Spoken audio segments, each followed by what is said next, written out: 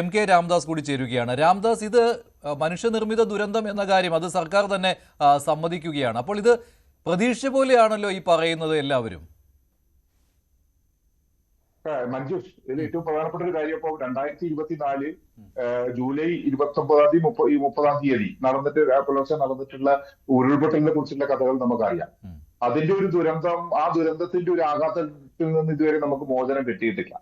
അതിനുശേഷം ഇപ്പോഴും നമ്മൾ അതിന്റെ ഒരു പുനരധിവാസ പദ്ധതിയെ കുറിച്ച് സംസാരിച്ചുകൊണ്ടിരിക്കുന്നു, അവർക്ക് നൽകുന്ന വീടുകളെ കുറിച്ച് സംസാരിച്ചുകൊണ്ടിരിക്കുന്നു. അവിടെ യഥാർത്ഥത്തിൽ അവിടെ ഉണ്ടായിരുന്ന യഥാർത്ഥത്തിലുള്ള ഇരകൾ ആരാണെന്ന് മനസ്സിലാക്കാൻ കൂടി അന്തിമമായിട്ട് പറയാൻ നമുക്ക് കഴിഞ്ഞിട്ടില്ല. ആ ഒരു സാഹചര്യത്തിലാണ് വീണ്ടും ഈ പറയുന്ന ഒരു 10-20 ദിവസം കൂടി ഉള്ളത് അതിന്റെ ഒരു വാർഷികം, രണ്ടാമത്തെ വാർഷികത്തിലുള്ളത്. ആ സമയത്ത് വീണ്ടും ഒരു ഉരുൾപൊട്ടൽ എന്ന് തന്നെ നമുക്ക് പറയാം. മണ്ണൊലിപ്പ് എന്നൊക്കെ പേരൊക്കെ മാറ്റി വിളിക്കാമെങ്കിലും ഫലത്തിൽ സംഭവിച്ചത് അത് തന്നെയാണ്. നമുക്കറിയാം, ഇപ്പം ഈ തുരങ്കം നിർമ്മിക്കുന്നതിന് വയനാട്ടിലേക്ക് തുരങ്കപാത, അതായത്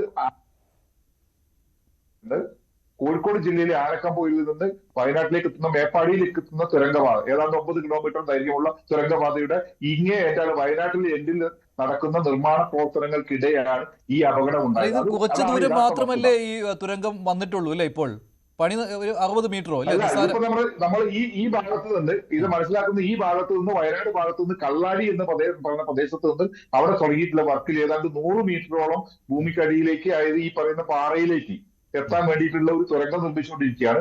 ഈ തുരങ്കത്തിൽ നിന്ന് അവിടുന്ന് മാന്തി എടുത്തിട്ടുള്ള മണ്ണ് അവിടെ കൊണ്ട് അവിടെ സംഭരിച്ചിരുന്നു. ഈ മണ്ണിലേക്കാണ് കഴിഞ്ഞ 2 ദിവസമായിട്ട് പെയ്ത മഴയുടെ ഭാഗമായിട്ട് ഈ തുരങ്കത്തിന്റെ മുൻഭാഗത്തുള്ള മണ്ണ് ഇടിഞ്ഞു വീഴുകയും അതിന്റെ ഒരു ഫോഴ്സിൽ ബാക്കി അവിടെ സംഭരിച്ചിട്ടുള്ള മണ്ണിലേക്ക് എത്തുകയും അത് ഒഴുകിപ്പോയിട്ടാണ് ഈ വലിയൊരു അപകടം ഉണ്ടായെന്നാണ് മനസ്സിലാക്കുന്നത്. ഇത് നമ്മൾ മനസ്സിലാക്കേണ്ട ഒരു കാര്യം, ശ്രദ്ധിക്കാതെ പോയത് കൊണ്ടുണ്ടായ ഒരു ദുരന്തമാണല്ലോ ഇത്. തുരങ്കം ഇടിഞ്ഞുള്ള ഒരു ദുരന്തമൊന്നുമല്ല, ഈ മണ്ണ് അവിടെ കൂട്ടിയിട്ടുണ്ട്. അത് മണ്ണ് മാറ്റാൻ സ്ഥലമില്ല എന്നൊക്കെയാണ് പറയുന്നത്. എല്ലാവരും ശ്രദ്ധിച്ചില്ല എന്ന് പറയില്ല, ശ്രദ്ധിച്ച കാര്യമാണ്. പക്ഷെ അത് അത്ര കണ്ട് ഗുരുതരമെന്ന് ഇവരാരും കരുതിയില്ല എന്ന പോലെയാണ്. അല്ല, ഇതല്ല ഞാൻ പറയാം, നമ്മൾ നിർദ്ദേശം കൊടുക്കുന്നത്. ഇപ്പൊ പറയുന്ന ഈ ഔപചാരിക അതോറിറ്റികൾ, അധികാരികൾ പറയുന്നു നമ്മൾ ഇങ്ങനെ നിർദ്ദേശിച്ചു, അതൊന്നും പരിശോധിക്കാനൊന്നും ഇവിടെ ഒരു സംവിധാനവും ഇല്ലേ? ഈ മഴ പെയ്യുന്നു, കഴിഞ്ഞ 2 ദിവസമായിട്ട് മഴ പെയ്തുകൊണ്ടിരിക്കുകയാണ്. അല്ലെങ്കിൽ വലിയ മഴ പെയ്യേണ്ട സമയമാണ് ഇപ്പോൾ. വയനാട്ടിൽ മഴ കുറവായതുകൊണ്ടാണ്. ഇതിനേക്കാൾ വലിയ മഴ ഇനി പെയ്യാൻ കിടക്കുന്നു.